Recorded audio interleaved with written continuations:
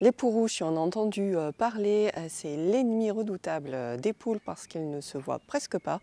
Alors ici, tu vas apprendre comment prévenir l'apparition des poux rouges et aussi comment les détecter pour pouvoir agir au plus vite pour qu'elles ne soient plus un danger pour tes poules. Alors les poux rouges, qu'est-ce que c'est? C'est une petite bestiole de quelques millimètres qui fait partie de la famille des acariens. Elle va arriver, cette petite bête, sur les poules par des animaux extérieurs comme des oiseaux, mais aussi les rats. Et elles vont aller sur les poules et puis elles vont s'installer dans le poulailler. Les poux rouges ne vivent pas sur les poules, mais ils vivent dans le poulailler. Et ils attaquent les poules la nuit en les piquant.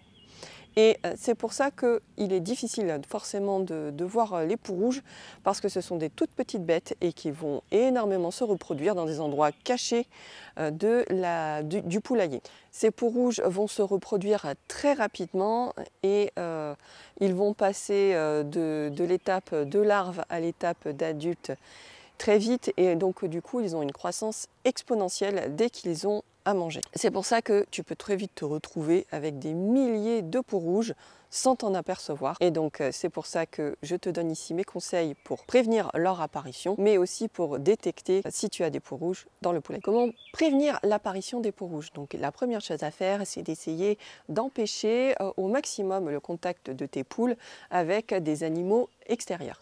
Donc premièrement, si tu adoptes une nouvelle poule, il est essentiel de mettre ta poule en quarantaine. Je t'explique tout ça, je te mets ça dans le petit i sur comment introduire une poule, ce qu'il faut faire pour éviter justement qu'une poule que tu puisses accueillir et qu'il y ait des poux rouges contamine tout ton poulailler. On va aussi avoir les rats, donc ça par exemple, et les oiseaux extérieurs comme les pigeons, etc. Le plus simple, c'est de mettre une mangeoire anti-nuisible, ou alors de mettre ta mangeoire à un endroit qui ne peut pas être atteinte par ces oiseaux. En réduisant le risque de contact, tu réduis donc du coup la possibilité de développement des poux rouges dans le poulailler. Ensuite, si jamais ces poux arrivent sur tes poules, là il faut avoir un poulailler qui reste un milieu hostile, on va dire, pour le développement des poux rouges. Donc la première chose à faire, c'est la litière. La litière va te permettre soit d'avoir quelque chose qui empêche le développement des poux rouges, soit qui le favorise. Donc, il faut bannir la paille des poulaillers. Pourquoi? Parce que la paille est quelque chose de creux. On va avoir les poux qui vont rentrer dans la paille et qui vont énormément se développer. Donc c'est pour ça qu'il faut absolument éviter la paille dans le poulailler. Je sais que la paille, c'est quelque chose de facile à trouver, surtout pour ceux qui sont dans des milieux avec des agriculteurs autour de vous. Mais il vaut mieux éviter la paille, parce que vraiment, c'est un nid à poux rouges et c'est compliqué d'avoir un poulailler sans poux rouges lorsque l'on a de la paille. Tous ceux qui me posent des questions et qui ont été contaminés pour les poux rouges, en général, ils ont de la paille dans leur poulailler. Alors qu'est-ce que tu peux mettre à la place de cette paille? Moi par exemple, j'ai de l'argile verte, de la litière d'argile verte, qui à la base est une litière pour les chats. Je t'explique toutes les litières que j'ai testées, je te mets ça dans le petit i. Donc tu peux mettre de la litière d'argile verte, il faut quelque chose qui soit très sec en gros. Et qui n'ait pas moyen de se planquer dedans. Donc la litière d'argile verte pour ça est très bien parce qu'elle est très asséchante. Tu peux aussi avoir le sable, des granulés de bois, et aussi, si tu veux, du foin, même si je ne trouve pas que ce soit réellement bien asséchant. Donc voilà, bannir la paille, ça franchement c'est le number one à faire lorsqu'on veut éviter d'avoir des poux rouges dans son poulailler. Alors si tu trouves que ces actions sont de bons conseils, n'hésite pas à me mettre un pouce, c'est bon pour l'algorithme de YouTube, afin que plein d'autres personnes puissent bénéficier de ces petites astuces. Autre point aussi pour empêcher le développement des poux rouges, c'est de réduire au maximum l'humidité dans ton poulailler. Donc pour ça, plusieurs actions. Donc, bon, comme je viens de te le dire, avoir une litière asséchante, mais aussi nettoyer régulièrement les fientes du poulailler, parce que les fientes apportent de l'humidité et elles vont communiquer cette humidité au poulailler et favoriser le développement des poux rouges. Et dernière action en fait, simplement faire un nettoyage régulier du poulailler. Là, cette fois-ci, d'enlever tous les éléments, la litière, les perchoirs, les pondoirs et de vérifier s'il n'y a pas des poux rouges qui peuvent se développer à cet endroit. Et pour ça, il faut nettoyer régulièrement, quitte à mettre une petite couche aussi pour ceux qui ont un poulailler en bois, d'huile de lin parce que les poux n'aiment pas l'huile de lin. Donc je te conseille de mettre toutes ces actions de prévention des poux rouges en place pour éviter que ces sales bêtes puissent investir ton poulailler et puissent être dangereux pour tes poules. N'hésite pas non plus à t'abonner pour pouvoir bénéficier de mes astuces et conseils sur les poules et à activer la petite cloche pour avoir une notification dès que je publie une nouvelle vidéo. Alors comment détecter les poux rouges dans ton poulailler vu qu'ils se développent à des endroits incongrus où c'est compliqué de les trouver? Alors la première chose à faire, c'est de mettre en place un détecteur qui pourra te permettre de vérifier tous les matins si tu vois des petits poux rouges dans ce détecteur. Alors il y a plusieurs sortes de détecteurs, moi je vais t'en proposer un, il en existe plusieurs sortes, c'est fait maison. Donc le détecteur que je vais te proposer est à base des rouleaux de carton qu'on trouve à la fin des papiers d'essuie-tout, des papiers toilettes, ça te permet aussi de les recycler.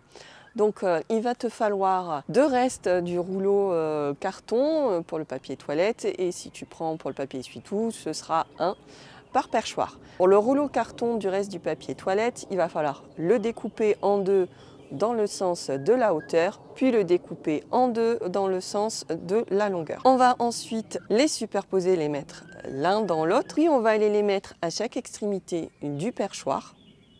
On va ensuite les attacher avec de l'élastique ou de la ficelle. Alors pour mon retour d'expérience, j'ai constaté que les élastiques devenaient très vite cassants lorsqu'il fait chaud en particulier. Donc en fait maintenant je te conseille plutôt d'utiliser de la ficelle, c'est plus simple pour renouveler et plutôt que des élastiques. Donc du coup, qu'est-ce que l'on va faire quand on aura mis ces morceaux de carton à chaque extrémité?